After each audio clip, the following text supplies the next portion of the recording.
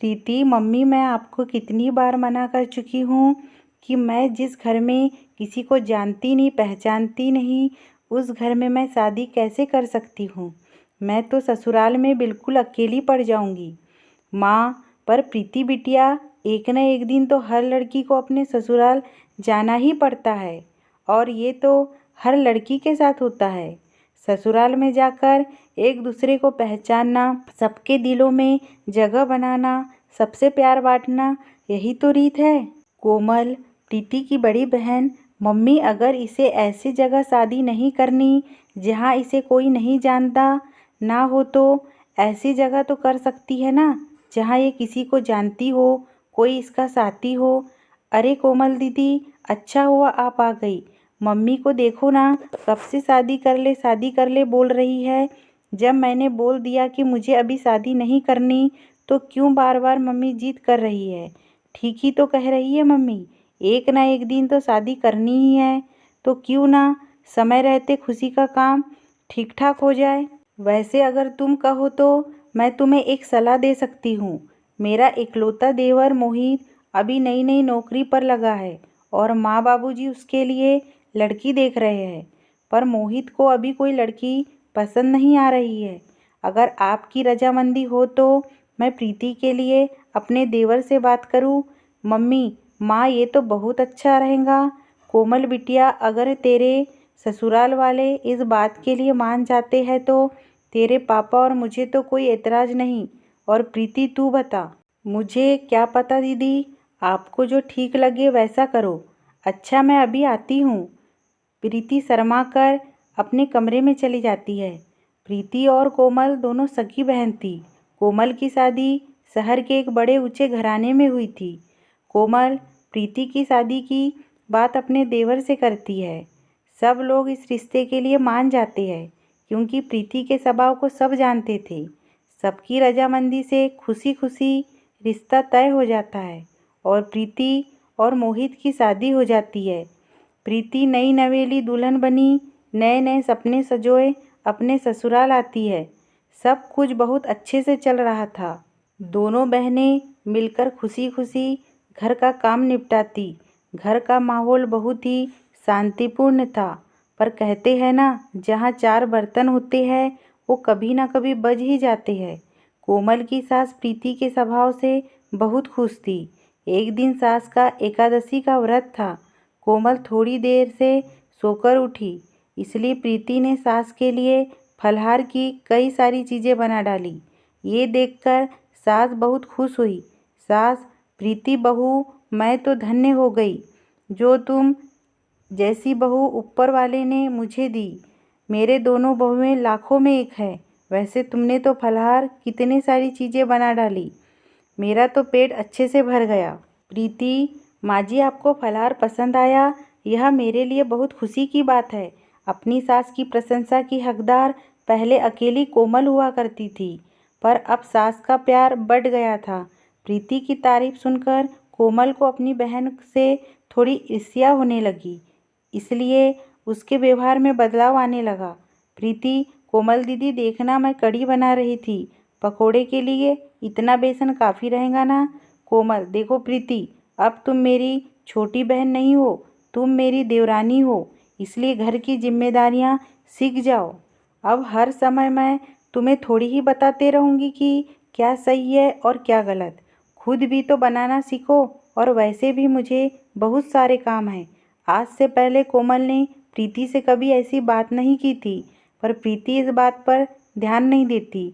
अब तो कोमल अक्सर प्रीति को नीचा दिखाने की भी कोई कसर नहीं छोड़ती थी। एक दिन प्रीति ने गलती से दाल में देसी घी के तड़के की जगह तेल का तड़का लगा दिया, जिस पर कोमल उसे टोकने लगी। कोमल, प्रीति, तुम्हें पता है ना कि माँ जी को देसी घी के तड़के वाली दाल पसंद है, फिर तुमने तेल का तड़का क्यों लगा दिया? दीदी, वो देसी घी मुझे मिल ही नहीं रहा था, मैंने पूरी रसोई में देखा, इसलिए मैंने तेल का तड़का लगा दिया। 6 महीने तुम्हारी शादी को हो गए, कब तक मैं ही रसोई के सामान की देखभाल करती रहूँगी? तुम्हें भी तो देखना चाहिए। देसी घी हमेशा भंडार घर में रखा होता है, एक बार वहाँ जाकर देख लेती।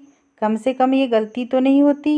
एक बात कान खोलकर सुन लो, यहाँ तुम मेरी बहन नहीं देवरानी हो। कभी ये सोचा कि दीदी दीदी करके तुम मेरी मदद लेकर घर में सबकी तरफदारी बटोरती रहूँगी और मैं चुपचाप देखती रहूँगी? सास, कोई बात नहीं कोमल बहू, इस पर इतना गुस्सा होने वाली क्या बात है। कभी कभी देसी घी ना हो तो तेल के तड़के वाली दाल खाने में कोई परेशानी नहीं है। और वैसे भी तेल के तड़के में भी दाल बड़ी स्वादिष्ट लग रही है। मुझे प्रीति ने ऊपर से सफ़ेद मक्खन डालकर दिया था और मखनी दाल तो मक्खन डालकर वैसे ही बहुत स्वादिष्ट हो जाती है।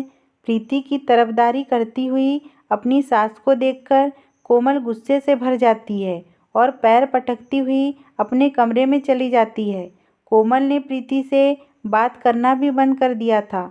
इस वजह से प्रीति का मन बहुत परेशान रहता था। कोमल की आंखों पर तो जलन की पट्टी बंधी हुई थी। एक दिन सास, क्या हुआ कोमल, तबीयत तो ठीक है? आज सुबह से ही सो रही हो। अरे तुम्हें तो बहुत तेज बुखार है। कोमल, माँ जी, मेरा सिर दर्द से फट रहा है, बड़ी घबराहट भी हो रही है। सास, प्रीति बहू जल्दी आओ, देखो कोमल बहू बुखार से तप रही है और इसने किसी को कुछ नहीं बताया। सूरज भी शहर से बाहर गया हुआ है। प्रीति, कोमल दीदी आपने मुझे बताया क्यों नहीं? घबराओ नहीं, मैं अभी मोहित को फ़ोन करती हूँ। वो ऑफिस नहीं पहुँचे होंगे, रास्ते में ही होंगे। प्रीति, हेलो मोहित, आप तुरंत घर आ जाओ, दीदी की तबीयत ठीक नहीं है, वो बुखार से तप रही है। मुझे तो बहुत घबराहट हो रही है। मोहित, घबराओ नहीं प्रीति, मैं अभी आता हूँ, चिंता मत करो। दीदी करके रोना शुरू कर देती है। इतनी देर में मोहित घर आ जाता है। वो लोग कोमल को लेकर अस्पताल पहुँचते हैं। कोमल का बुखार सिर पर चढ़ गया था। प्रीति अपनी मम्मी पापा को भी फ़ोन कर देती है। वो लोग भी अस्पताल पहुँचते हैं। प्रीति रो रो कर डॉक्टर से अपनी दीदी को ठीक करने की बात कह रही थी। डॉक्टर साहब, मेरी दीदी ठीक हो जाएंगी ना? प्लीज़ आप इनका अच्छे से इलाज कीजिए, मेरी दीदी को ठीक कर दीजिए डॉक्टर। एक हफ्ते बाद कोमल की तबीयत में सुधार आता है और उसे हॉस्पिटल से छुट्टी मिल जाती है। प्रीति ने कोमल की अस्पताल में भी बहुत सेवा की और घर में आने के बाद भी उसका बहुत ध्यान रखा। प्रीति अकेले ही घर का सारा काम निपटाती और साथ ही साथ कोमल की भी बहुत देखभाल करती थी। प्रीति की देखभाल से कोमल बहुत जल्दी ठीक हो गई। कोमल भी अपनी बहन प्रीति की सेवा भाव को देख रही थी। कोमल को अपनी गलती का एहसास कराने के लिए एक दिन उसकी सास बोली, प्रीति ने तुम्हारी कितनी सेवा की बहू, भगवान ऐसी देवरानी सबको दे। अपनी सास के मुंह से ये शब्द सुनकर कोमल की आंखें भर आई। तभी प्रीति बोली, देवरानी नहीं, बहन हूँ माँ जी। बहनों में तो ऐसे मनमुटाव चलते ही रहते हैं। जब हम छोटे थे तब भी तो हम झगड़ा करते थे, तब क्या हमारा रिश्ता ख़त्म हो गया? कोमल दीदी, अगर आपको लगता है थोड़ी बहुत लड़ाई झगड़ा से हमारा रिश्ता ख़त्म हो जाएगा तो आप गलत है। मैं आज भी आपकी बहन हूँ, मैं कल भी आपकी बहन थी और आगे भी आपकी बहन ही रहूँगी। देवरानी मुझे कभी मत समझना और ना कभी बोलना। प्रीति, मेरी प्यारी बहन। प्रीति और कोमल एक दूसरे के गले लग जाती है। सास की आंखें भी खुशी के आंसुओं से भर जाती है। अब दोनों देवरानी जेठानी नहीं बल्कि दो बहनों का मिलन हुआ था।